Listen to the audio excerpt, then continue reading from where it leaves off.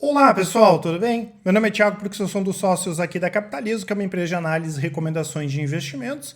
E hoje, vamos falar um pouquinho aí sobre o mercado e principalmente sobre o dólar, já que nós recebemos algumas perguntas. Então eu pedi para o pessoal da análise aqui pegar algumas informações que eu quero repassar aqui para vocês. Já deixo o convite claro para quem não é inscrito se inscrever no canal, para quem gostar do vídeo dar um like e compartilhar. E vou deixar com vocês aqui também o nosso cupom, o Bruxas25, que dá 25% de desconto aí na compra dos nossos produtos, se vocês pagarem no cartão em até 12 vezes, e se pagar à vista, utilizando o cupom, fica 35% de desconto. As informações estão aqui na descrição. Vou deixar para vocês também o nosso canal do Telegram. Então hoje, pessoal, se vocês abrirem os principais sites, foi um dia bastante nervoso, mesmo com as bolsas subindo lá fora, as empresas americanas divulgando bons resultados, inclusive tivemos até as ações na China aí recuperando. Aqui o dólar subiu para o dólar futuro 5,59, quase 5,60. O juro futuro subiu 5%, o ouro subiu 1,36%, e o Ibovespa caiu 3,28%, e várias ações aqui caindo 10%, 15% e assim por diante. E o motivo foi a possibilidade de uma das duas parcelas do Auxílio Brasil ser paga aí fora do teto de gastos. Tá? Até teria um anúncio aí por parte do governo que foi cancelado, acho que era para ser às 5 ou 5h30. Tá? Claro, pessoal, num país onde a situação fiscal historicamente é complicada, sempre que se fala em gastar mais ou então ter algum gasto fora do teto, que não faz tanto tempo assim que foi aprovado, a instabilidade ela acaba pegando forte, sobe risco o país, sobe dólar e cai a bolsa. Isso é normal, tá? E nesses dias a gente recebe uma série de perguntas, sobre bolsa, sobre mercado, e hoje nós recebemos várias sobre o dólar. Querendo saber se o dólar está caro, se o dólar está barato, se está na hora de comprar ativos fora do Brasil. Inclusive teve um que mandou essa mensagem aqui: dólar é R$6 na Austrália, que dá título ao vídeo, tá? Então é importante, pessoal, a gente separar isso aqui em duas visões, tá? A primeira visão é uma visão mais de curto prazo, para entender qual é a tendência hoje do dólar, e o gráfico pode nos auxiliar nesse processo, Então nós temos aqui o dólar desde março do ano passado, ele anda nessa banda aqui entre R$5 e chegou a bater algumas vezes na casa dos 5,90. Então ele está lateral e no curtíssimo prazo ele está num canal de alta. Se ele vai subir, pessoal, se ele vai cair no curto prazo, não tem como saber. Mas a tendência hoje do dólar dentro desse canal de alta de curto prazo é continuar esse movimento ascendente. Já quem pensa para longo prazo, tá, pessoal, a gente tem uma visão. Aqui a gente fala um pouco primeiro de médio prazo, não dá para considerar 2017, 2018 como longo prazo, mas a nossa visão no médio prazo desde 2017 é a mesma, que é o dólar forte. Eu já comentei isso algumas vezes. Se o dólar vai estar 5,50 ou vai estar 4,90, isso não tem como a gente saber, mas o pessoal da análise aqui considera o dólar forte acima de 4,30, 4,50, e com isso as empresas exportadoras aí ganham dinheiro pra caramba, Até porque a gente estava bastante ancorado nessa questão da possibilidade de, em algum momento, os juros nos Estados Unidos voltar a subir. Claro, a gente nem contava com essa inflação global, não contava nem com a crise do ano passado, Então, quando a gente olha do médio prazo para o curto prazo, fora essa tendência gráfica aqui, que é uma tendência mais altista, nós temos 2022 para 2023 a possibilidade dos Estados Unidos começar a elevar juros, Isso pode fortalecer ainda mais o dólar, e o ano que vem tem eleições aqui no Brasil, Então, a tendência é muito mais dessa volatilidade continuar e do dólar subir do que o dólar entrar numa tendência de baixa, tá? Porém, pessoal, quando a gente olha para o longuíssimo prazo, e aí a gente não tem nem como prever, quanto vai estar o dólar daqui a 10 anos, 15 anos, 20 anos, tem alguns pontos que são importantes a gente comentar. Não adianta pegar e se desesperar nesses momentos e achar: vou vender tudo no Brasil, não quero mais ter nada aqui e vou só ter coisas lá fora. Ok, isso é uma questão pessoal, Tem gente que efetivamente acredita até que já fez isso, tem vários clientes nossos que inclusive já fizeram isso, mas o Brasil vai continuar sendo um país de oportunidades, principalmente na Bolsa de Valores.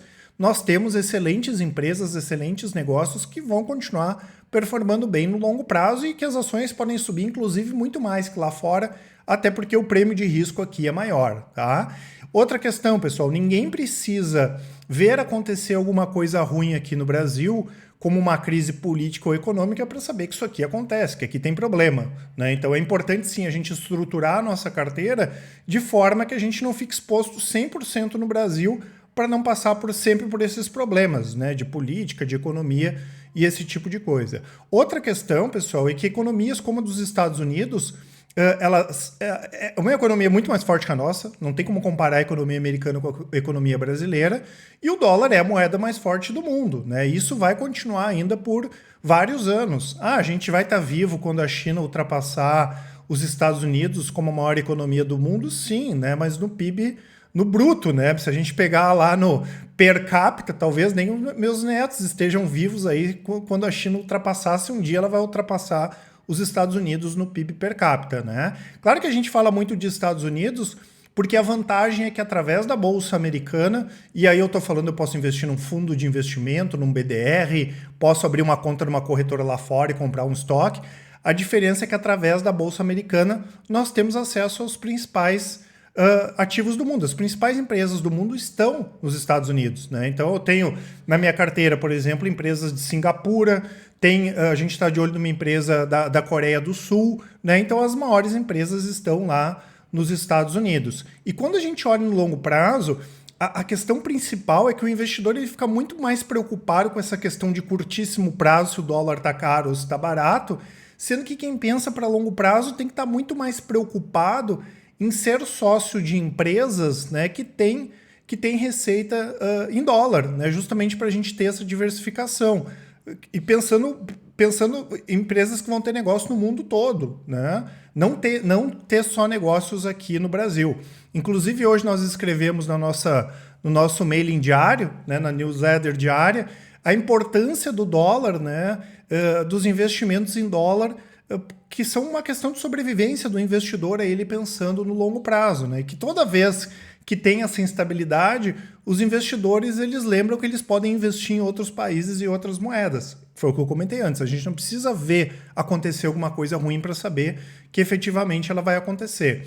E outra questão importante que a gente comentou é que o investidor brasileiro ele tem o que a gente chama de home bias, né? Ele é ele tem uma tendência a investir no país de residência. A gente vê hoje aí o total dos investimentos de fundos de investimento, menos de 5% estão no exterior. A gente olha no Japão, o investidor japonês investe muito fora do Japão, tá? Então, se alguém estiver aqui olhando esse vídeo e está dizendo, não, eu conheço várias pessoas que investem em ativos internacionais, pessoal, isso é a minoria das pessoas. Uma pequena parcela dos investidores investem na Bolsa e uma pequeníssima parcela desses investidores fazem diversificação internacional. E outra coisa que a gente sempre comenta é que sempre que se fala em investir lá fora, sempre vem aqueles xarope, né? Sempre vem aqueles caras torrar o saco dizendo que investir lá fora é modinha, só estão falando de investir lá fora porque o dólar subiu demais, né? E esses caras aí são os mesmos que não investem na Apple porque ela não é brasileira, mas se ela tivesse aqui no Brasil, se a matriz fosse aqui, eles investiriam na Apple, né? Sendo que a Apple tem um percentual relevante da receita dela aqui no Brasil. Claro que nem compara com o mercado americano, mas aqui no Brasil vende muita Apple, vende muito iPhone, vende muito MacBook e assim por diante, né? Então, o investidor, pessoal, para aproveitar essas melhores oportunidades do mercado, para ganhar mais dinheiro e principalmente para se proteger mais, porque daí quando a gente fala em diversificação, a gente automaticamente acaba nos protegendo mais, ele tem que pensar de forma global, né? Ele tem que buscar as melhores oportunidades onde quer que elas estejam, seja na Ásia, seja nos Estados Unidos, seja no Brasil, ou seja na Europa, né? E reiterando, o Brasil está cheio de oportunidades, né? Então já faz alguns anos que a gente incentiva os nossos clientes a pensar globalmente, né? Então a gente cada vez mais vai pensar numa carteira global e menos ficar preocupado em divisão da carteira, X% lá fora, Y% aqui no Brasil, né? E talvez esse seja um dos nossos grandes diferenciais como empresa de recomendações, e a gente entende que esse é o futuro do investidor brasileiro, né? A gente acredita que vai ter mais BDRs com liquidez do que ações brasileiras. Vai ser normal o investidor investir em estoques, em fundos de investimento que tem posição lá fora também, né? E claro, né, pessoal, se alguns anos atrás, né, era impensável o investidor conseguir colocar dinheiro lá fora. Hoje é diferente porque nós temos essas ferramentas. Tem fundo, tem BDR, é fácil abrir uma conta numa corretora lá fora, por exemplo. Então não é uma questão de modinha, né, pessoal? É uma questão que o mercado mudou também, que hoje a gente tem acesso a esses investimentos. Tanto é verdade, pessoal, que todas as nossas estratégias, elas têm exposição no exterior também, tá? Se eu mostrar o nosso sistema aqui para vocês e pegar, por exemplo, aqui as carteiras de ações, todas as carteiras de longo prazo têm ativos no exterior. Ah, Thiago, mas eu não quero hoje ter ativos no exterior, né? Eu ainda não estou convencido disso, eu quero ter pouquinho. Beleza, ele pode comprar as ações brasileiras e aos pouquinhos tendo ativos no exterior. Pelo menos ter empresa exportadora é interessante. Então a carteira dividendos tem ativos do exterior. Se pegar a carteira top recomendadas, tem ativos do exterior. A crescimento, small caps, todas elas têm ativos do exterior, tá? Vai lá para as nossas carteiras de fundos, todas elas têm ativos no exterior. Fundos imobiliários têm REITs, né? As carteiras moderadas, agressivas, carteiras de fundos de ações, todas elas têm ativos no exterior. Hoje aqui, mais de 40% da carteira de fundos de ações são de fundos no exterior. Se pegar a nossa carteira conservadora de fundos, tá aqui, ó, fundos no exterior, né? Se pegar a nossa carteira moderada agressiva, tá aqui, ó, fundos no exterior. Fora, isso eu tô falando da parte de ações, né?